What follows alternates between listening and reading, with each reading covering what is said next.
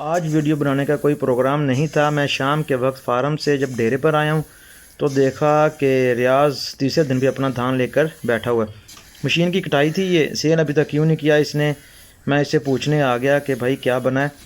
कौवे बहुत तंग कर रहे होंगे, वीडियो में इनका शोर भी आ रहा होगा। माजरत के साथ इनको आप बर्दाश्त अब करना पड़ेगा आपको। अस्सलाम वालेकुम जी। हमारे पड़ोस में 4 एकड़ की कटाई करवाई थी उन्होंने। ये परसों आज तकरीबन तीसरा दिन हो गया। ये वैसे ही पड़ा है, बाकी रियाज से जानते हैं जी।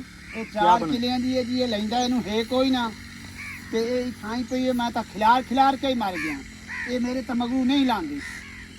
ਸਾਲਮ ਚ ਪਾਰਾ ਮੈਂ ਇਥੇ ਦੇ ਵਿੱਚ ਕਈ ਲਾਇ ਤੇ ਖਲਾਂ ਜੀ। ਇਹ ਵੇਖ ਲੋ ਆ ਨਾਲ ਪਿਓ ਆ ਜੰਦਰਾ ਜਿਹਾ। ਮੈਂ ਸਾਲਮ ਚ ਪਾਰਾ ਧਰੀਕ ਤੇ ਮਰ ਗਿਆ। ਇਸ ਨੂੰ ਕੀ ਕਰਾਂ ਮੈਂ ਤੇ निकलती है कश ना व्यापारी अगू कोई नहीं लेंदा। ये उनको रेट शेट लगा है तक लमणी कोई नहीं आया। ਇਹਦਾ ਲਮਣੀ ਕੋਈ ਨਹੀਂ ਆਇਆ। ਭੱਜ ਭਾਈ ਤੇ ਜਿਹੜੇ ਵਪਾਰੀ ਤੇ ਰਵਈ ਨਾ ਉਹਨੇ ਤਾਂ ਉਹਨੇ ਪਿਓ ਆ। तीसरा दिन है आज। ਆਈ ਤਰੀਆ ਦਿਹਾੜਾ ਤੇ ਮੇਰੀ ਵੀ ਇੱਜ਼ਤ ਨਿਕਲੀ ਖਾਲੀ। गरम होया पे हूं। हां गरम होया पे। अपना रियाज वैरायटी केड़ी है? हाइब्रिड है जी। पुखराज हाइब्रिड। हां हाइब्रिड रोल देता है इस ਇਹ वाली। ਤਾਂ ਤਬਾਹੀ ਘਾਟ ਤੇ ਰੱਖ ਦਿੱਤੀ ਹੈ ਮੁਲਕ ਦੀ। ਇਹ ਤਾਂ ਬੰਦੇ ਵਿੱਚੇ ਰੋਂਦੇ ਪੈਨ ਪਰਾਲੀਆਂ ਦੇ ਵਿੱਚ। ਇਹਨੂੰ ਮੈਂ ਚੌਥਾ ਦਿਹਾੜਾ ਧਰੀਕ ਤੇ ਮੇਰੀ ਤਬਾਹੀ ਨਿਕਲੀ ਖਲੀ ਹੈ। वो मारी पे। ਉਸ ਜਿਹੜਾ ਉਹਦੇ ਧੂਲਾਂ ਦਾ ਆਈ ਨਾ ਆ ਹਾਲਾਤ ਉਸ ਕੀਤਾ ਉੱਥੇ ਪਹਿਲੀ ਟੈਂਕੀ ਉਹ ਲਾਈ ਤੇ ਮੈਂ ਪਿੱਟਿਆ। ਮੈਂ ਆਖਿਆ ਇਹ ਕੀ ਕਰੇਂਦਾ ਪਿਆ। ਇਹ ਅਸਲ ਨਾਲ ਹਾਰਵੈਸਟਰ ਵਾਲਾ ਦਾ ਰੋਲਾ ਬਣਿਆ। ਹਾਂ ਇਹ ਉਹਨੇ ਪੱਖਾ ਨਹੀਂ ਚਲਾਇਆ। ਪੱਖਾ ਜਿਹੜੇ ਦੂਈ ਟੈਂਕੀ ਉਹ ਸਾਥ ਲਾਈ। ਮੈਂ ਉਸ ਨੂੰ ਇੱਥੇ ਜਾ ਲਾਈ ਤੇ ਉੱਥੇ ਟੁਰਿਆ। ਮੈਂ ਆਖਿਆ ਇਸ ਨੂੰ ਬੰਦ ਕਰ। ਉਹਦਾ ਕਿ ਕੀ ਹੋਇਆ। ਮੈਂ ਆਖਿਆ ਇਹ ਹਾਲਤ ਬੜਾ ਤੂੰ ਕਰੇਂਦਾ ਪਿਆ ਮੇਰੇ ਨਾਲ। ਇਹਨੂੰ ਮੈਂ ਵੇਚਣਾ ਕਿੱਥੇ। ਮੈਂ ਇਹ ਇੱਥੇ ਵੇਖ ਕੇ ਵਿਚਾ ਇਹ ਤਾਂ ਇੱਥੇ ਤਾਂ ਮੋੜ ਵੱਲ ਗੱਲ ਏ। ਇਹ ਇੱਥੇ ਹੁਣ ਮੈਂ ਤੈਨੂੰ ਹੇਠੋਂ ਕੱਢ ਦਿੰਦਾ। ਇਹ ਇੱਥੇ ਵੇ ਇੱਥੇ ਵੇ ਇਹ 3-4 ਦਿਨਾਂ ਦਾ ਪਿਆ। ਇਹ ਦਸਤੀ ਵਿਕ ਜਾਂਦਾ ਨਾ। ਹਾਂ ਇਹ ਉਸੇ ਟਾਈਮ ਤੋਂ ਅਸੀਂ ਚੁਕਾ ਦਿੰਦੇ ਜਦੋਂ ਇਹਨੂੰ ਕਟਾਈ ਕਰਾਈ ਸੀ ਤੇ ਕੁਝ ਵੀ ਨਹੀਂ ਹੋਣਾ ਸੀ। ਦੁਬਾਰੇ ਸਾਰਾ ਸਹੀ ਹੈ। ਹਾਂ ਇਹ ਤੇ ਪੱਖਾ ਚਲਾਇਆ ਉਹਨੇ। ਆ ਪੱਖਾ ਚਲਾਇਆ ਸਾਫ਼ ਉਹਨੇ। ਹੈ। ਸਾਰਾ ਫੈਟ ਦਾ ਫੈਟ ਇੱਥੇ ਵੇਖ ਲੈ। ਇੱਥੇ ਕੋਈ ਮੈਨੂੰ ਦਾਣਾ ਵੀ ਖਾਓ ਖਾਸ ਤੇ ਜਾਂ ਕੋਈ ਇਹਦੇ ਨਹੀਂ ਕੋਈ ਨਹੀਂ ਖਾਸੇ ਦੇ। ਆ ਵੇ ਇੱਥੇ ਵੇ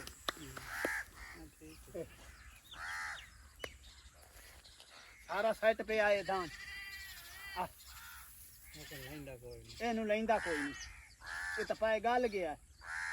ਇਹ ਟੁੱਕਰ ਹੀ ਖਾ ਕੇ ਤੇ ਇੱਥੇ ਚੱਟੀ ਪਈ ਖਲੀ ਹੈ ਸਾਨੂੰ। ਖਰਚਾ ਇਹਦਾ ਯਕੀਨ ਕਰ ਮੈਂ 60,000 ਰੁਪਇਆ ਇਹ ਬਣਦਾ ਪਿਆ ਇੱਕ ਕਿੱਲੇ ਤੇ। ਸਿਰੇ ਵੇ ਕਟਾਈ ਤੋਂ ਬਗੈਰ ਹੱਲਾਂ ਤੋਂ ਬਗੈਰ 60,000 ਇਸ ਤੇ ਖਰਚ ਹੁੰਦਾ ਪਿਆ।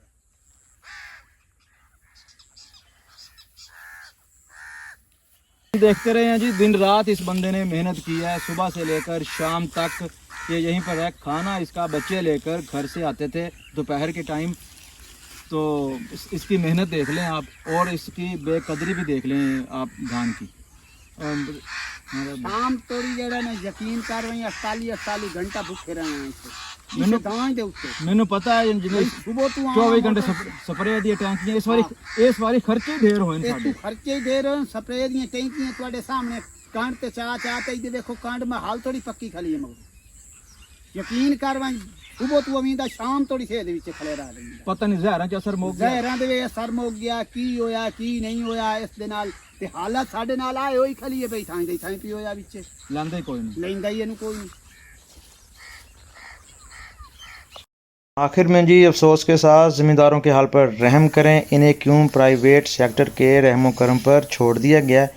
मेरी हुकूमत से गुजारिश है। हाँ भाई हम गुजारिश ही कर सकते हैं और तो कुछ कर नहीं सकते। ज़राअत और इनसे वाबस्ता जो किसान और ज़मींदार हैं इन पर इन्हिसार करें।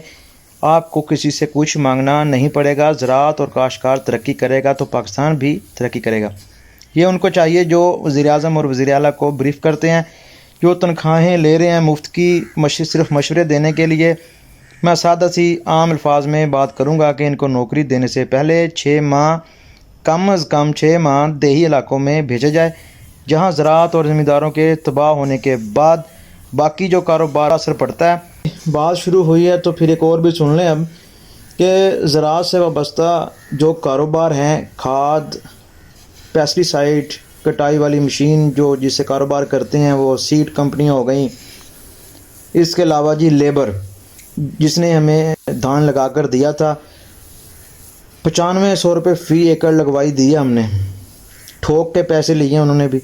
इसके अलावा जी मिडल मैन यानी आड़ती, डीज़ल कंपनियां भी हो गई और शेलर यानी राइस मिल्स वाले भी हो गए, फिर फीड मिल्स वाले भी हो गए।